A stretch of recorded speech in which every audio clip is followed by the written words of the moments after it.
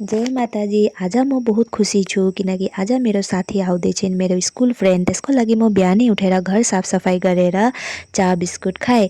मलाई चा साह्रै नै मन पर्दैन, तर कोही कोही बेला चाहिँ खान्छु। आमाले धमाधम खाना बनाउन थालिन् अनि मैले पनि अलिकति हेल्प गरिदिएँ।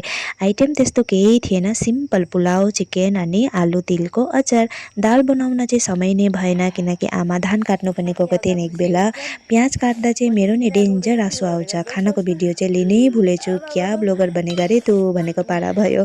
साथीहरू पनि आइपुगेर अनि त्यसको छोरीलाई लिटो पानी खुवाइदिए। म चाहिँ त्यसको हस्बेन्डसित फर्स्ट टाइम भेटेँ किनकि हामी दुवैको बिहा भएको 2 सालै हुँदैछ। उसको छोरी र मेरो छोरी 3 महिनाको डिफ्रेन्स हो। मलाई चाहिँ बहुत फ्री लाग्यो, त्यस्तो लागेन जे हामी फर्स्ट टाइम भेट भएको भनेर। अनि दुवैजना मान्विका र सान्वी खेल्न थाले। हामी चाहिँ भिडियो बनाइहाल्छौँ मेमोरिजको लागि। दुवैजना एकदमै खुसी भए। अनि मान्विका चाहिँ माया गर्छिन्, हाम्रो छोरी पनि हात दिँदैछिन्। हेर्नु न कति माया लाग्छ नि यस्तो देखेर। अलिक देरी पछि हामीले खाना पनि खायौँ, तर त्यो पनि मैले भुलेँ। केटाकेटी हुँदा चाहिँ केही यादै रहँदैन। यता फेरि दुईजना एक दुसरालाई हेरेर ठुलो ठुलो भइरहेको छन्। केटाकेटीहरू अब त्यस्तै त हो। अनि यता फेरि मान्विकाले उसलाई माया गर्न खोज्छिन्, यता कता आँखामा घोची पठाउँछ कि भन्दै यता आमाले चाहिँ हात चाहिँ हटाइदिँदैछिन्। अनि दुईजना कति खुसी। हाम्रो छोरी पनि यसरी छुन खोज्छिन् भने कि नतुन जिनिस देखे। दुईजनै अब साना साना बालका देखेर होला। अनि हामी चाहिँ कुरा गर्न पायौँ भने टाइम गएको नै थाहा पाउँदैन। हाम्रो छोरी पनि फेरि केटाकेटी देखेपछि बहुतै रमाउँछिन्। उसलाई पनि केटाकेटी आइदियो भने यति साह्रो बोल्छिन्, उहाँ हेर्नु न कसरी छुन खोज्दैछिन्। अनि उसले पनि त्यसरी छुन खोज्छन् कि एक दुसरालाई त्यसरी नै। अनि हामी चाहिँ कुरा गर्न पायौँ भने टाइम गएको नै थाहा पाउँदैन। अनि बिदा लिँदै निस्किए। जाँदा चाहिँ उसको हस्बेन्डले मेरो आमालाई पनि आमा भन्नुभयो। सुनेर एकदमै राम्रो लाग्यो। आज मान्छेको बोली विचारले नै थाहा हुन्छ होइन, भन्नुहोस् त कुन मान्छे कस्तो भनेर।